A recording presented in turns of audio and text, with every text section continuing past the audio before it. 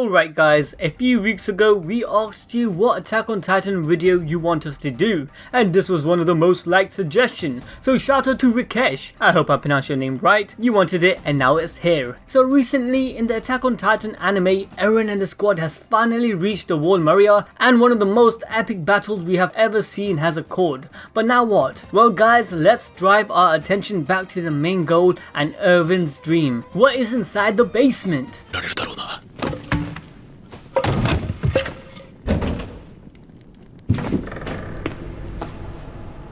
Don't talk shit about Attack on Titan. It's a really good show. Seriously guys, for the past season the hype has built up and we are expecting a lot to be revealed, and I know a lot of you manga readers already know the answer, but even some of you might have been confused to what actually was revealed. So in this video I'm here to break it down and summarize the story so far. If it wasn't already obvious, this video will contain spoilers and possibly might ruin your shock or fun in finding out the lore from the anime itself. But please don't let that stop you. If you're here for clarification and a clear breakdown, then you're in the right place. Now so far us, the audience, along with our protagonists, are revealed the history and perception of the world from what was taught inside the walls. The main premise that the world outside of the wall consists of man-eating titans and all of the surviving humanity is actually inside the wall. However, with the progression of the series and the revelation of Reiner, Bartholdt and Annie being agents from outside of the wall and warriors from another nation, it broke away everything we knew to be true. Then came the conspiracy, or not so much a conspiracy now, of the king and the royal family manipulating the truth and controlling the citizens inside the wall. Like all of these twists and turns are making me feel like a titan. But before we enter Grisha's basement, to make things more clear and easier to understand, let me break down a few more points on what we know so far. Now throughout the series, the settings mainly was based inside of the walls and at times outside of the walls. Initially we were to believe that inside of the walls is where humanity resides and outside is where the titans roam. Later we found out that humanity actually does exist outside of the walls, the place where Bertholdt, Reiner, Annie and Zeke are from. They are on a mission to capture the founding titan and bring it back to their country. Zeke, who has the power of the beast titan, is their leader for this operation. The citizens inside the walls were controlled by the king when he had power of the founding titan. He used it to make his subjects forget the original history and the past, and then created his own history. However, there is a structure of governance and recently a change where Historia is the new queen of the walls. Now coming to what we know of titans. The mindless titan are seen to be originally humans or so. As we see, when a human is injected with a special serum, they are transformed into a mindless titan. We see this when Grisha injects Eren, when Rodriguez drinks the serum, and we even see the effects of it with Connie's mom and his village. With that, there are different types of these titans amongst the mindless titans, who by the way are referred to as pure titans. But I'm not going to go in detail in this video. Humans can also be turned into intelligent titans where they would retain their consciousness along with other perks. Amongst these intelligent titans, there are different unique types, as we have seen with Eren, Bertholdt, Reiner, Annie and Zeke. The power of these titans can be obtained when a person becomes a mindless titan, then devours a person with the power of an intelligent warrior titan. We see this with Eren as he ate his father, along with the ritual of the royal family passing down the power of the founding titans. So how many of these intelligent titans are there? Well, so far we know that Eren has the power of the founding titan, which he can't really use because he doesn't have any royal blood. But Eren also has the power of another titan called the attack titan, which he can use and does use. He obtained both titan powers from eating his own father, where his father Grisha had the power of the attack titan and used it to eat Frida Rees, who had the power of the founding titan. Ultimately, Grisha had both titan powers, which he then subsequently passed down to Eren. Then there is the armored titan, which Reiner has, the colossal titan, which was in the possession of Bertholdt but now Armin, the female titan belonging to Annie, the beast titan, which is in the possession of Zeke. That's the dude with the glasses. I'll explain more about him later in the video. Oh, and let's not forget Ymir's titan, which is actually referred to as the jaw titan. She originally got that from eating Marcel, who was another companion of the warriors from outside of the walls. There is one more intelligent titan we are shown, but it's not revealed until later. But as this is a spoiler video, I'm sure you guys probably clocked it by now. I'm talking about that cart titan. Like, come on guys, this titan is a giveaway. The owner of this titan is called Piek, and I'm probably butchering her name, who is just another member of Zeke's squad. So altogether now, so far we are revealed 8 different intelligent titans. We are also given the idea of a separate enemy nation outside of the walls. Finally, with that basic information out the way, like I'm sure most of you guys knew all of that and didn't need that reminder, but I hope I made some things clear. Now let's jump into what we find in the basement. Eren and his merry friends enter the basement and find the drawer which is locked. And the key that Eren held for such a long time, the key his dad passed on to him, fits into this drawer and opens it. This is when you know shit gets heavy. But we come to find out that there was nothing in the drawer all along. Oh my god, Sayama, you troll. I'm just kidding guys. Now under this fake bottom we find 3 books or journals which contains history of the world. No, seriously, these books legitimately has information about the origin of Titans, Grisha's past, world behind the walls, and Grisha's mission in all of this. We also find a cute family photo of Grisha. This picture itself shocked everyone, cause inside the walls they don't have this type of technology. Taking pictures to them is like magic, but we quickly learn it's more than that. We learn about Grisha's past and where he was born in a nation called Mali. Mali is revealed to be a developed nation beyond the walls and across the sea of the island where the walls are. Yes, we also find out that Eren and everyone is actually on an island called Paradise Island by everyone in Mali. The world is bigger than we thought. We learn more about this nation of Mare and the real history of the world. Are you guys ready to hear it all? Well, pay attention. Mare was a powerful nation from ancient times. However, over 1800 years ago, a young Ymir Fritz gained the power of the Titans. Ymir's story and how she gained the power was lost through time and told differently depending on the nations. So there isn't an accurate history of Ymir. However, what we do learn is that when Ymir passed away, her soul effectively split between 9 of her subjects who went on to forming a great nation known as the Eldian Empire. These 9 successes were the first instance of the intelligent titans we know of, and as mentioned earlier, so far we have revealed 8 of them. The people and subject of Ymir also seem to have been tied to her either by blood or spiritual bond, and they and their descendants would be then known to be Eldians. This is like some biblical story. The Eldians are the chosen people where each and every one of them can become a titan, but only 9 out of them can channel Ymir's spirit and become one of those intelligent titans. I'm going to explain that a bit more in detail later, but coming back to Marian's history, using the power of the Titans, the Eldians waged war and control against Mare and many other nations. This to them was known as the Dark Ages. 600 years later, which is like 1200 years from our current time, the large Marian city of Lago was attacked and destroyed by the Titans of the Eldian Empire in a single day, and apparently these Titans went on a killing spree resulting in the deaths of thousands of Malians. This event was later known to be a staple in their history as the devastation of Monte and the ravaging of Wale. Moving on, according to the Malians, after their conquest, the Eldian Empire actually fell due to the 9 aristocratic families who possessed the power of the Titans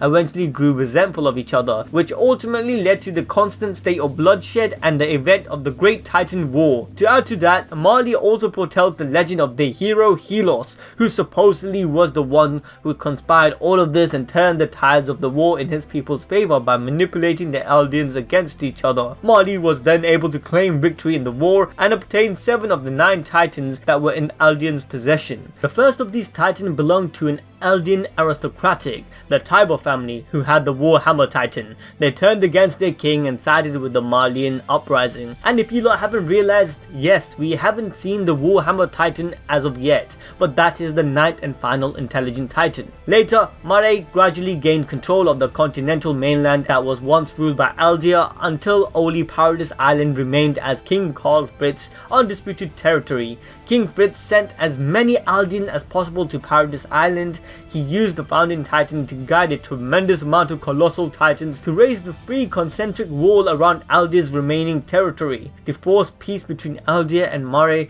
King Fritz threatened that if anyone were to further incite war against Eldia, he would release a legion of Titans within the walls. This decree ended the Great Titan War. However, we later find out that this was all a lie. The truth is that Karl Fritz was the one who orchestrated his own people's demise. This was due to the pity he took took on the oppressed people of Moray. He sabotaged his kingdom by starting the civil war that would inevitably lay waste to his own empire. He reinstituted Moray, fabricating the legend of Helos to justify Moray's rule and strengthen the myth that the Malian people were the ones who won the war. And in the wake of the Eldians' empire undoing, the remaining mainland Eldians of Moray would then be forced into internment zones, where they would be treated as second-class citizens. Moray would then become an expansionist state with colonial policies. They took advantage of the Titan's power, which was possessed by the warrior unit, to become a supernova in the world. Moray began to invade various neighboring countries, annexing and adding them into their large colonial empire. Now, moving away from the history of this world, let's get back to Grisha Jaegar's journal and his past. Being an Eldian in Moray, he was born and raised in an internment zone, basically a burial ground in the city of Liberio, and like most of the Eldians, he was treated as a second-class citizen,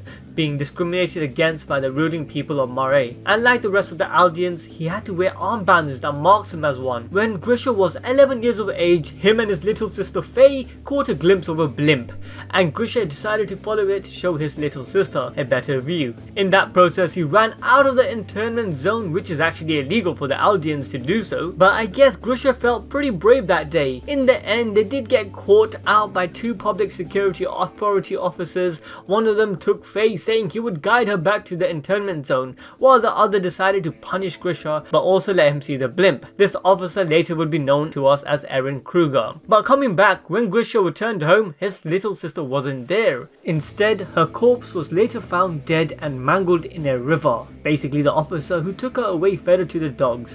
When the officers came to tell his family the news of their dead daughter, they just simply blamed them for being out of the internment zone and said things like that happens, it's a dangerous world, obviously hiding the fact that they in fact was responsible for her death. Now, while Grisha felt they were behind it, his father was acting as a simp, believing that he was an Eldian, needed to be punished, and their oppressive treatment was justified due to the actions of their Eldian ancestor. Basically, his father was amongst the Eldians who were brainwashed to the point in losing all dignity of self-worth. A couple of years later, Grisha grew up to follow his father's footsteps to become a doctor. Although he thought he had left his past behind him, one day he encountered a man named Grice. Grice was from a group called the Eldian Restorationists and wanted to recruit Grisha. Grisha in the beginning was hesitant, but after Grice revealed the truth behind his sister's death, which was due to being mauled by dogs of the Malian soldiers, Grisha decided to join and be part of this group. We then learned that this group were considered to be radical Eldians who plotted to destroy Mali using the founding Titan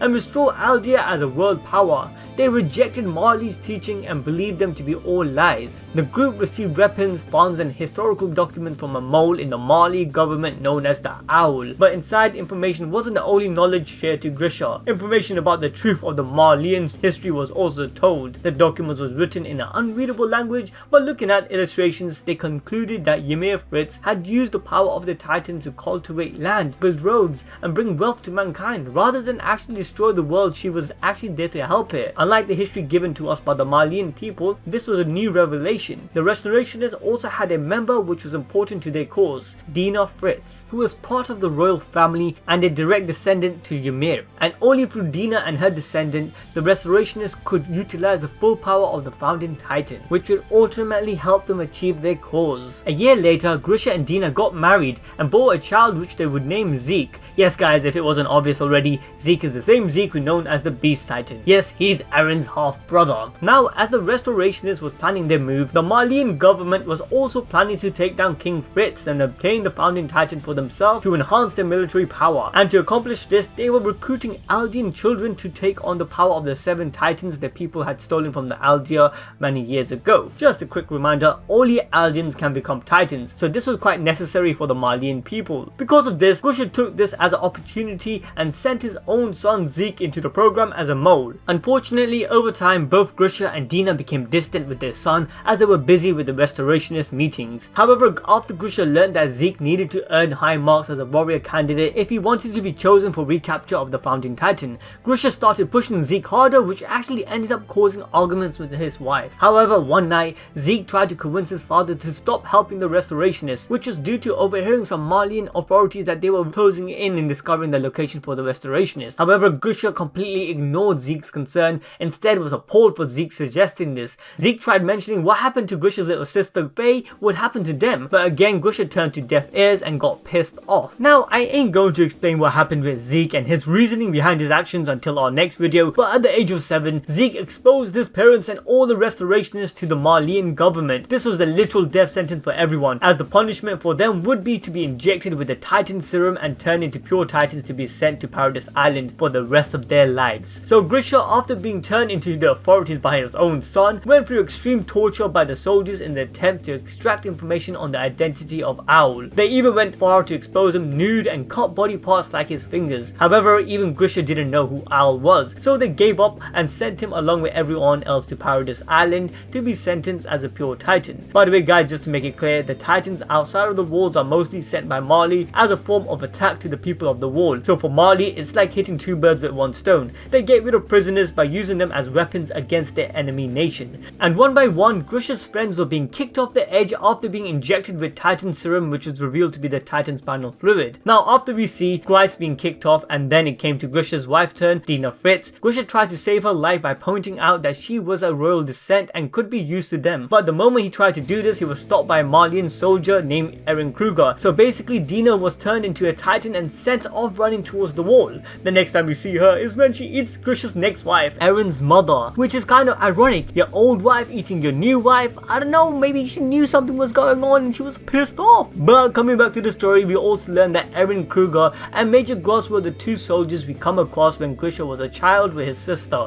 Major Gross was the one responsible for his sister's death. Sergeant Major Gross, instead of injecting Grisha with the Titan serum, he wanted to throw him off the edge to the other restorationists after they were transformed into a Titan. He explained how watching people be devoured makes him feel alive. He began to push Grisha towards the edge, but before he could do that, Kruger pushed Gross off instead and he was devoured. Kruger then revealed that he was the Owl and told Grisha he would show him how to truly use the power of the Titans. He then transformed into a Titan and took out the steamboat carrying the soldiers to the island, including killing all the Marleyan soldiers present. After taking down the Marleyan men, Kruger went to the top of the wall and explained his journey of becoming a spy. Grisha asked why he was the only one left alive. Kruger began to tell Grisha of the terrible acts he committed against several thousand Eldians. In the end, he did it to serve Eldia. He told Grisha that he was going to entrust him with his final mission. The hatred in Grisha's eyes was only part of the reason he chose him. Grisha's hatred reminded Kruger of how he chose to get revenge for the death of his own family. Although to get his payback that he wanted, he had to torture fellow Eldians to maintain his identity until that day. Kruger then entrusted Grisha with this final mission, which was to enter the walls and take back the founding Titan. He was to use the power of the attack Titan that Kruger would give him to do this. Yes guys, this is where Grisha gets his attack Titan from. Kruger then explained that after 13 years of inheriting the Titan's power, the host dies and his 13 years was up, so he couldn't complete this mission himself. Grisha questioned this logic, so Kruger then explained that all Eldians are connected by path to the founding Titan Ymir Fritz, and those who hold the power of the Titans can never be stronger than her, so they perish after 13 years just like she did. This revelation is actually quite huge for the main characters and the story, as it suggests that Eren only has 13 years to live from the time he obtained the Titan power. Grisha confronted Kruger about why he allowed Dina to die. He responded by saying that he thought it would be better for her than having her continue giving birth to royal children for the Marleyan government until her death. If you get what he's trying to imply, it's a woman's worst nightmare. Grisha then started reflecting on if he knew what freedom would cost, he would have never have pursued it. Eren Kruger then commended Grisha's father for trying to keep his family safe after he learned what happened to Faye. Kruger told Grisha that the reason he chose him was because he was willing to seek freedom even at the expense of others. Grisha ended up accepting Kruger's mission and then took on the attack Titan by eating Kruger. Grisha, now having Kruger's powers, went to the walls to begin his mission. And there we have it folks, the story of Grisha before he resided within the walls. I hope I managed to explain everything clearly. If I missed anything, then make sure to let me know in the comment section below. I know this was quite long-winded, but if you want more content like this, then make sure to hit the like button, subscribe, and ding that notification bell to stay updated. With that, I'll see you lot in the next one.